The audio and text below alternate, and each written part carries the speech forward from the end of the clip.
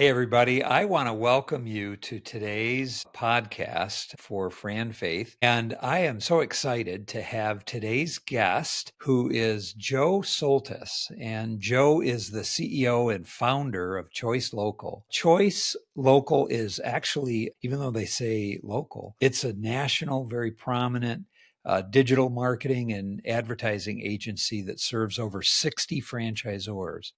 And so Joe has enjoyed a lot of success through his career, been in franchising many, many years. And we're just so excited to have you on today, Joe. We appreciate you. And everybody meet Joe. Hey, great to be with you, Todd. Appreciate everything you're doing with FranFaith. I love the movement. I'm so honored to co-labor with you on it. Yeah.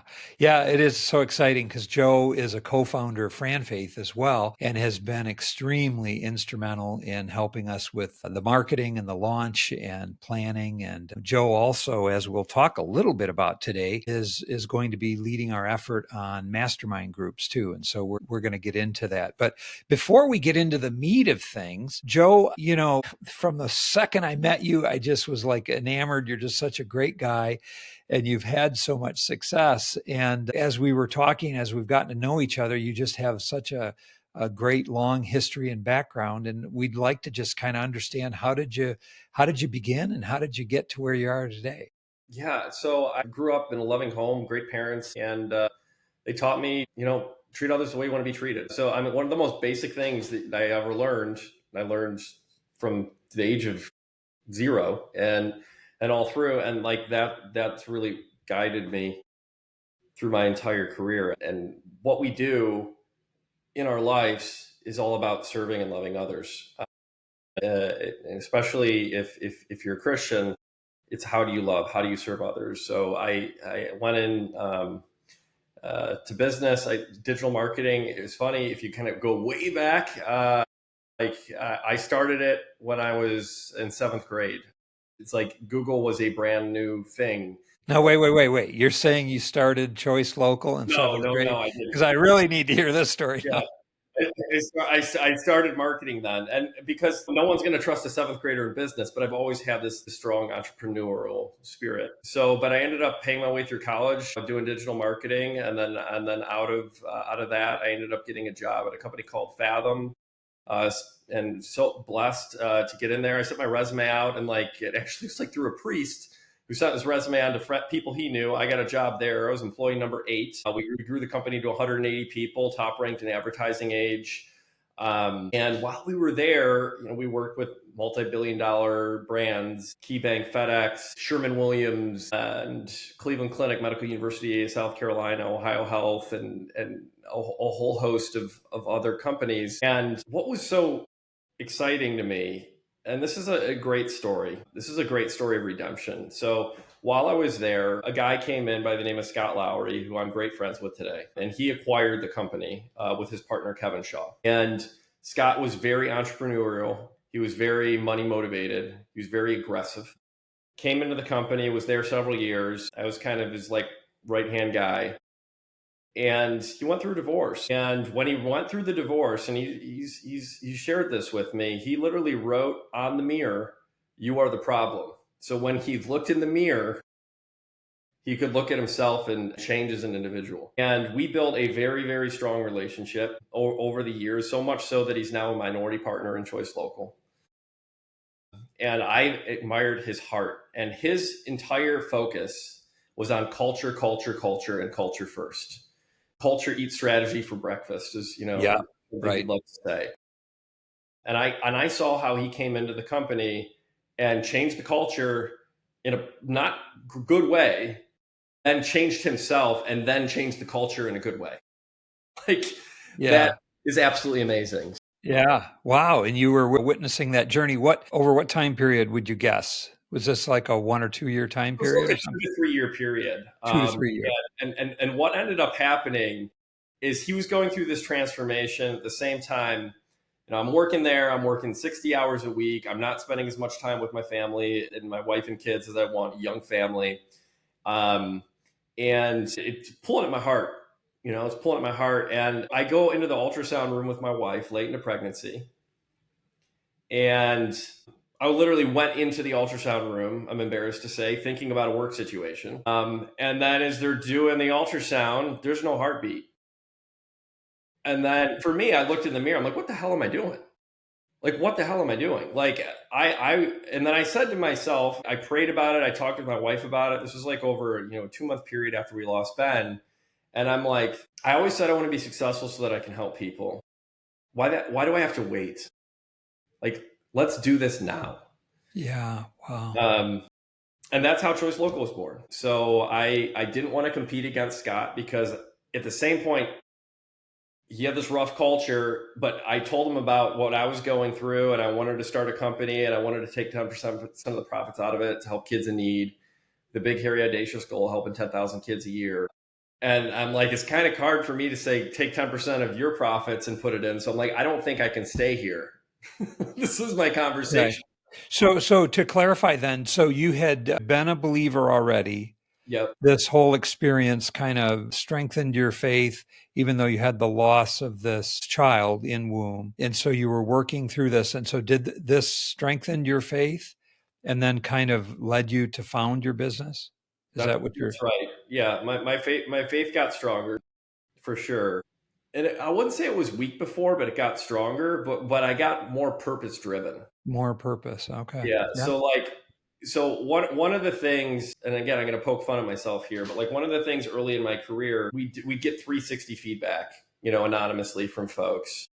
And Tracy Roberts, who's a vice president at Fathom at the time, told me this. She's like, Joe, you're a really great guy, but nobody knows it.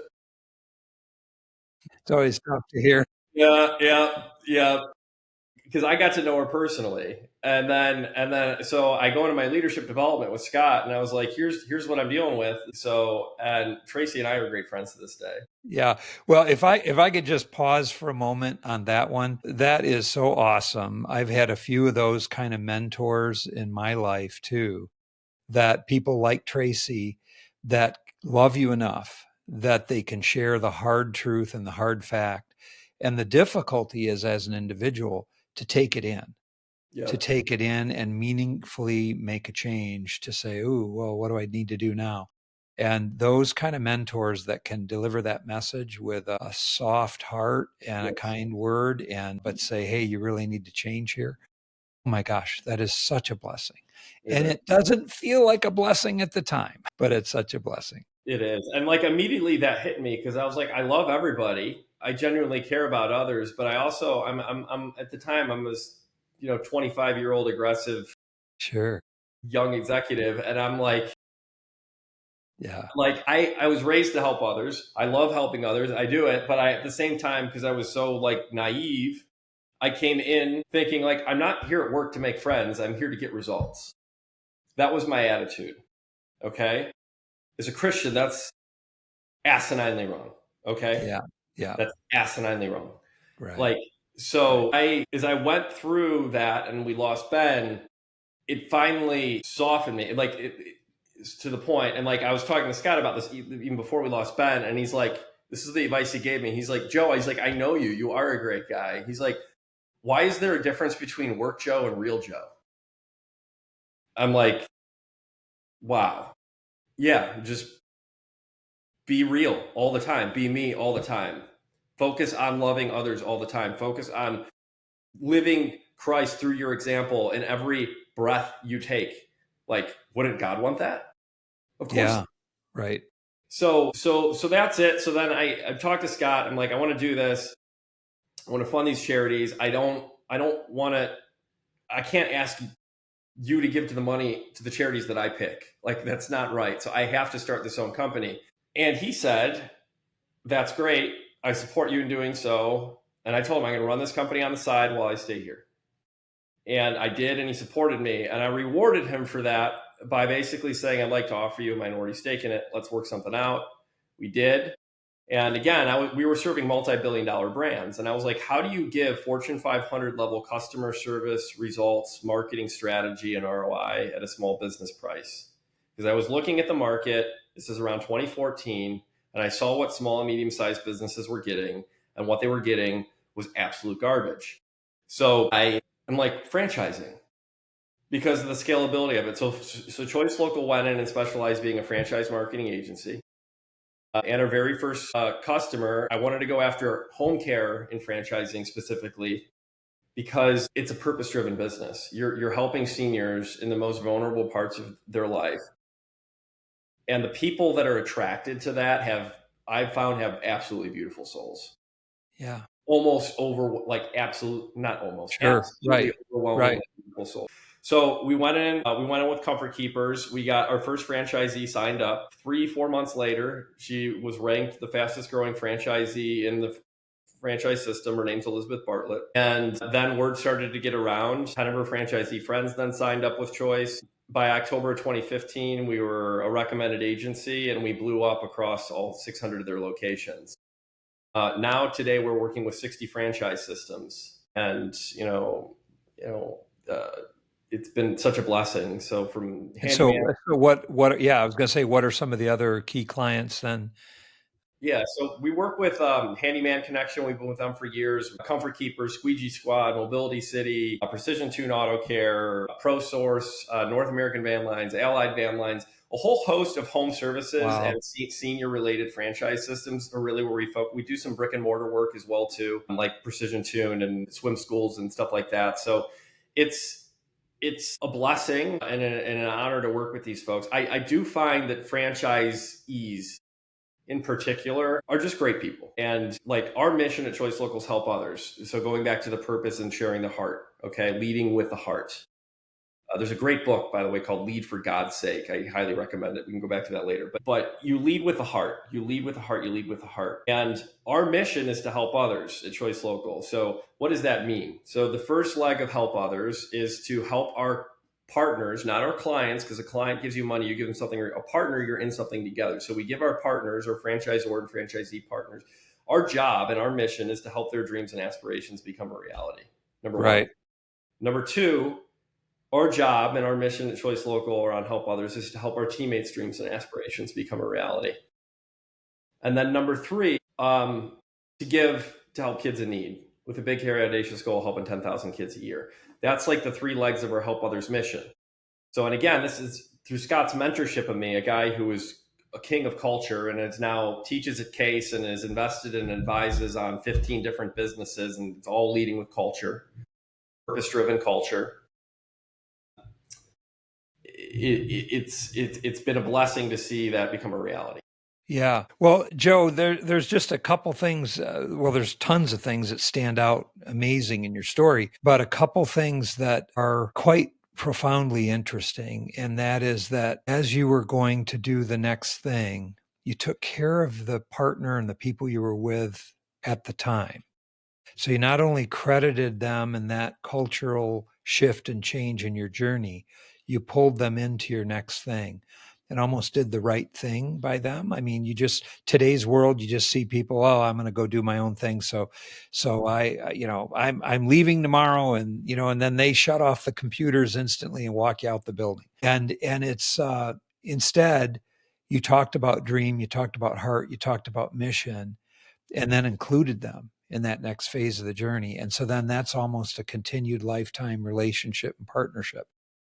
Well done. I mean, just it's so good. And then next, to immediately enroll in mission so that the people that you're working with today are essentially enrolled in that mission. That again, well done. So in fact, do you have, as we talk about this a little bit, do you have some examples of where you've put the faith in the business and mission, and so some of the systems that you're working with, or some of the clients that you're working with, you have some examples of some things like that? I think it would help our help our listeners to see how maybe they can do some of that in their businesses too. Yeah. A few that just immediately popped to mind. I was at a conference with at a franchise system, and a franchisee came up to me and asked a question, and it was like her and like two folks that work for her, and they had like matching outfits on, and she came and she asked me a really snappy, like kind of aggressive question, and she was an existing partner of ours. So I'm like going in and I'm talking and I was like, okay, I'm familiar with this franchisee. I know what her digital results are. They're phenomenal. Like what's going on here? So I just talked and I was like, what's going on in your business? What's struggling? What's going well? And she's like, I'm doing everything the home office is asking me to. I'm literally doing everything that they asked me to do. And like my business is stuck and it's struggling. So then I just started to talk to her about KPIs and follow up and sales and all of those things, and some really good practical just business advice on how to run, frankly, operations better. And it turned around her business tremendously for the better. And she really started to perform well. Now, she wasn't like, I wouldn't say she was an A plus franchisee, um, but she had a great heart and she was driven and she busted her butt. So fast forward a little bit of time, she forgot to, you have to have a license to operate in the state she's in. She forgot to file the paperwork on time. Oh, She lost her license and it was illegal for her to operate. wow. And it was for like a 6 month period. And she's like, I got kids that are getting ready to go to college. Like, I don't know how we're going to do that. We talked and she was in a tough situation. I was like, here's what's going to happen. I was like, I'm going to call the head of franchise operations. We're going to pull out all stops to get you that license back as soon as possible. Effective immediately, I'm going to stop all marketing fees for you and I'm going to market you like crazy. So when you can open back up, you can hit the ground running. So we did that and she came back, got the business running, then had a successful sale where she sold her business to become a company owned location within that franchise system. And we're friends to this day. Like that, and she's reached out to me and like thanked me profusely for that. Like that's like those little stories are super cool. When COVID hit, that was nuts. Like probably we were working in home services at the time. So like home care was pretty well taken care of, but home services, half of those businesses for sometimes three-fourths of those businesses Yeah, for 3 months, 2 months weren't even allowed to operate. right. So I was like, these guys need help.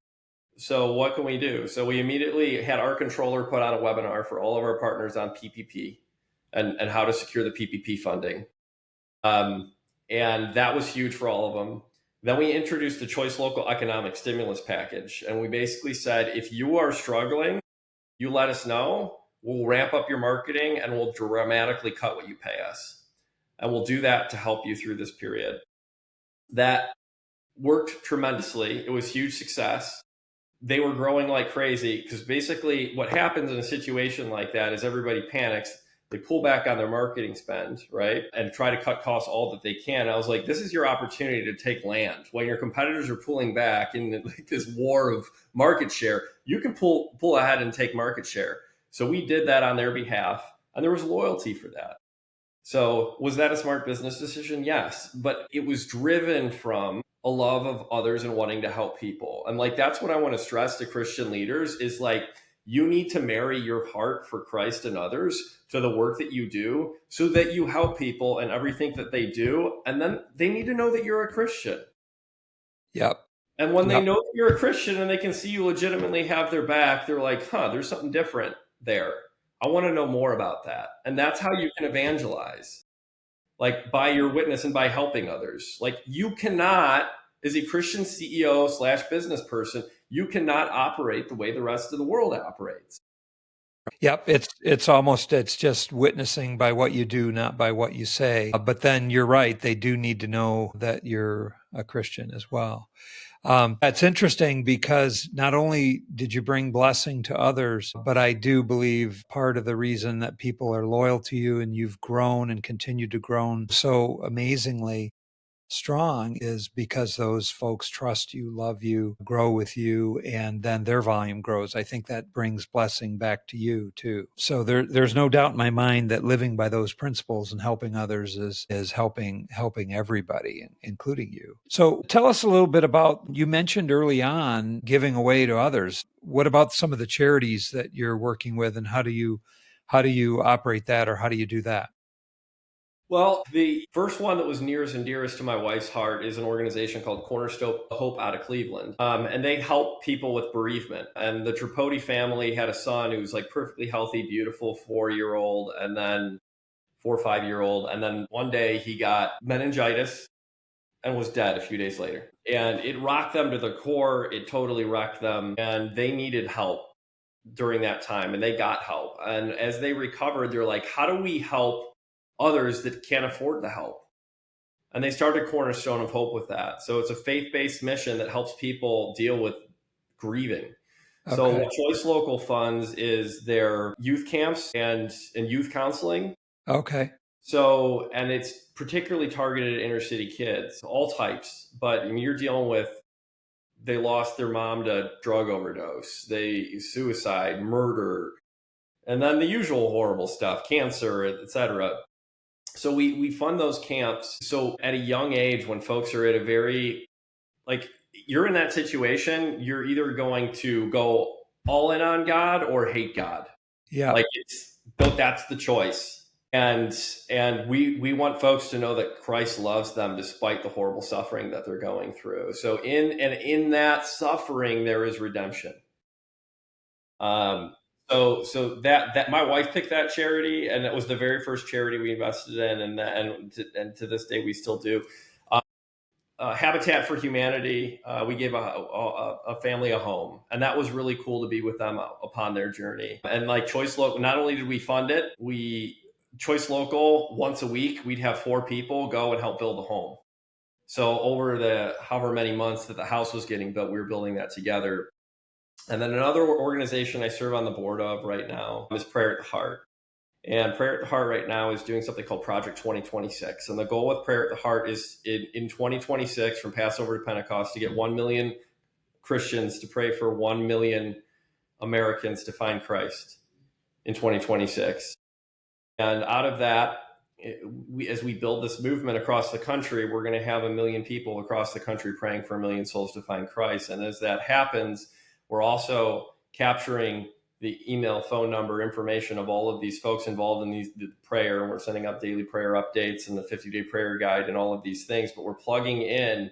And then across all 50 states, we want to have prayer gatherings, outdoor prayer gatherings. And people can come to these outdoor prayer gatherings and meet Christ. We've already started this in Cleveland. We had 40 days, we had these tents outside. A lot of folks that have had hard stuff happen in their life tend to be angry at God, tend to be angry at the church. Sure. Right. So we have the tents outdoors, not in a church, Yeah. as a welcome tensive meeting, if you will, and then to come in, and we have praise and worship and people give their testimonies. I mean, we had one outdoor we had in Cleveland Public Square. There was a woman who was on her way to commit suicide and came to our prayer gathering, and met Christ there. There was another woman who was homeless. God bless. She was raped the night before at a homeless shelter.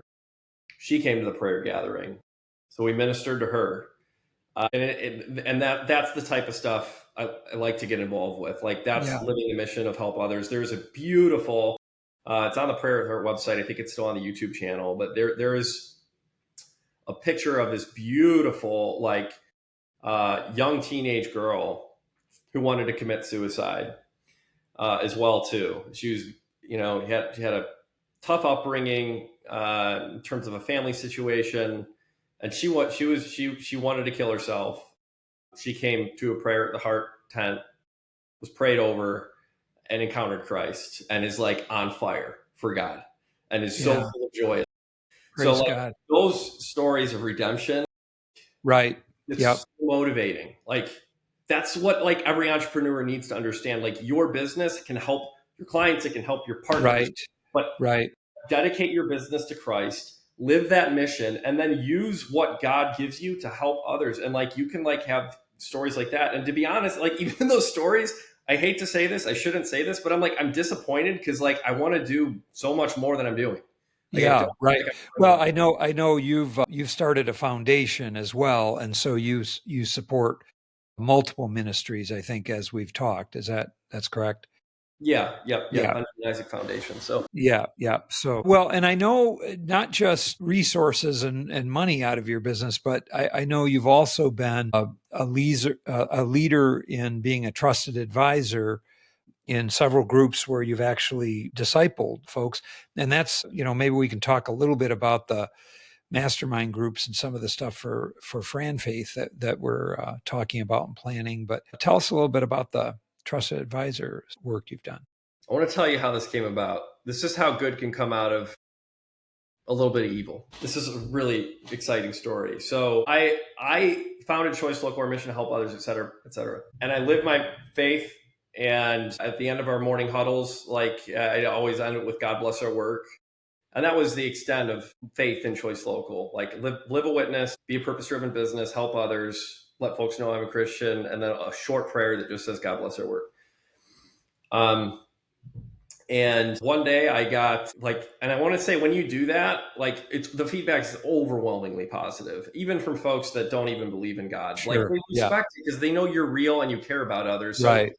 they may have a different worldview than me, but I can tell this dude is real. The heart comes through. I know when we do that in our companies, they know that we're loving and the heart comes through. And so we always do that in a positive basis without judgment, and just people then come to us with issues and then we're able to help. So yeah, your heart comes through. So, but yeah, sorry, I didn't mean to interrupt, but No, that's amen. So we're in this situation where I got trashed in an online review somewhere because of my Christian faith. And I thought about it, and I'm like, no, I'm doubling down. We're becoming explicitly faith-based now. It had the exact opposite effect that it was intended to have. I'm like, no. So I was like, I need to learn how to do this better. Okay. So I reached out to folks that I knew that were successful business people and Christians, and they said, you got to get involved with something called Christian Businessmen Connection. So, and there's a Christian Businesswoman Connection as well, too. So I got involved, and there was a group called Trusted Advisors. I heard about them, and it's basically where a group of CEOs get together once a month, and it's 3 hours, and they pray. They do a Bible study, they do a business lesson, and then one of the CEOs will say, here's my problem or opportunity, and then gets free consulting from all the other CEOs. So I went there to learn how to become an explicitly faith-based company. So that's how I got involved with it. Now, since then, not most companies in there actually were not, just to be clear. The vast majority weren't, but they were Christian CEOs. But anyhow, but through that, I learned about EOS, and now we're an EOS company, and we use that, and that's been very helpful for the business. And we've had several transformations in our business that have come out of that. We've helped. There's a dad and a CEO who he lost his mom at a young age, and then he lost his wife at a young age, early in their marriage, left him with 2 little girls. And now he's in franchising, which is awesome. And he was explaining some of the stuff he was going through, and I happen to be in a spot where we could talk marketing strategy and that type of stuff together. So when these groups get together, what ends up happening is, personally and professionally, you make each other so much wholer, better, smarter, wiser. And that's why, when it comes to FranFaith, I am just so incredibly excited about mastermind groups, because you're getting Christians who want to be good at business and in franchising and living their faith personally and hopefully publicly. And they can get together and learn from each other and become better at that. sure. And iron sharpens iron. Sure. And that's what Right. these mastermind groups are going to do. But it's specifically franchising. It's specifically faith-based. And it's an absolutely beautiful thing where a lot of folks can do a lot of good to help people. So excited about it. Yeah, right. And so, yeah, it's not necessarily just limited to Christians, of course. It could be people of faith or non-faith, or Yes. Jewish, or we're open to everybody, of course. Amen. Amen. And then we're also including suppliers and franchisors, so that they would basically be groups of 10 to 12, I think, is part of the vision, that they would get together once a month for an hour on a virtual call, so that there's a whole guide on things you're studying and going through, as well as somebody's in the hot seat each month, my understanding of the curriculum. Yes. so that you go round robin on the group and talk about each other's maybe issues in business. And so certainly would be kind of a business leadership group of men and women, but then also talking about things of faith too. So yeah, I'm just super excited about the mastermind groups in FranFaith. I want to say on the mastermind group, so folks understand.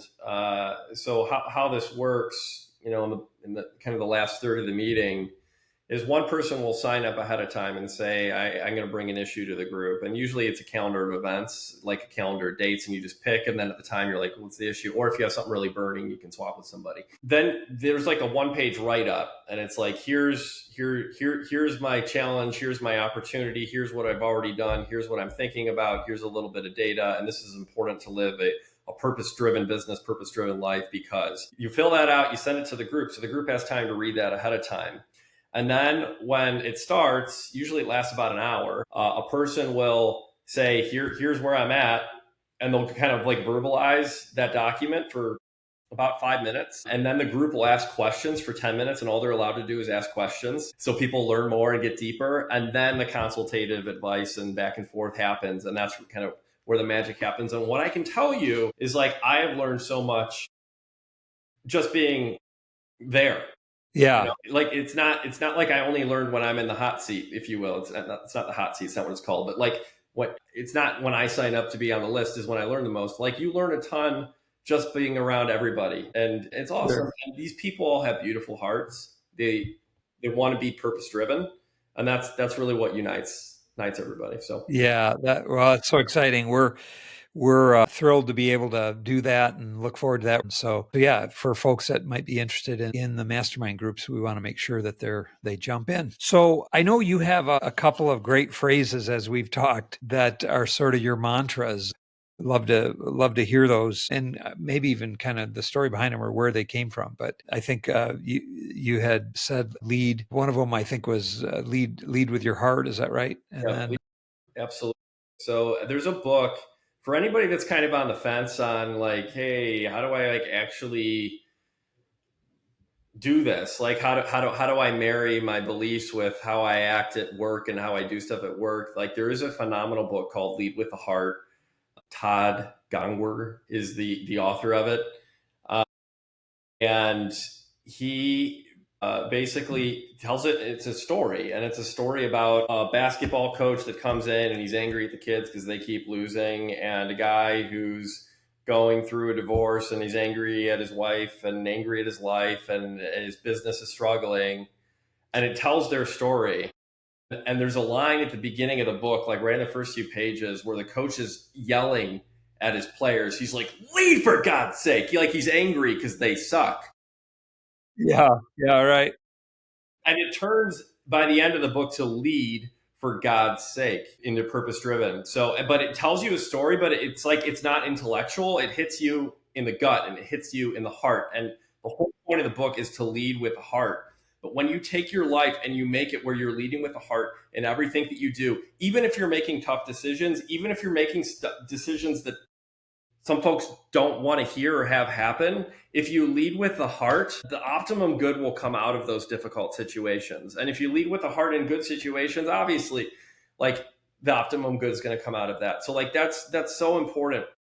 Another thing everybody needs to understand is that the currency of, this is a quote one of my mentors taught me, and he said, the currency of leadership is hope.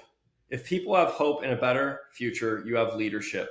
Otherwise, you do not. And that, I think, is my favorite quote of all time about life and everything. So, Yeah, and you have to be real. You have to be pragmatic. And this is where, like, KPIs and accountability and all of that stuff, that has to exist. Having the right people in the right seats, that has to exist. But when you marry that to hope and optimism for the future that's tied to realism, you have true hope, true optimism that delivers results.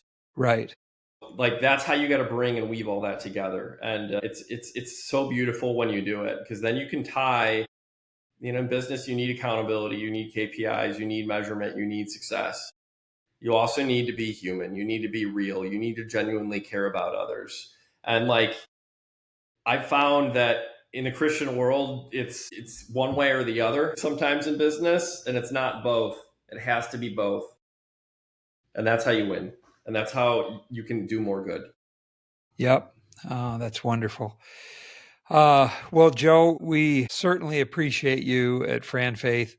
I know franchising appreciates you. I know the Lord appreciates you. We just thank you for being with us today and for sharing a bit of your heart and how you really lead with your heart and how you've built a great business, but you've helped so many. So, and will help many more. So, Well, Todd, I can't let you close on that. I got to close on saying thank you for what you're doing with FranFaith. Thank you for what the Lord put on your heart and what you're bringing into reality. I'm so excited for what this is going to do. I'm excited about the prayer breakfast coming up at the IFA. I'm excited about mastermind groups. I'm excited about the podcast and just getting this out into the world so that folks can understand how you can live a purpose-driven life, how you can help others, how you can be successful in franchising, how you can tie it all together, how you can be healthy, and all of these beautiful things. We could do a whole other podcast on just that. right.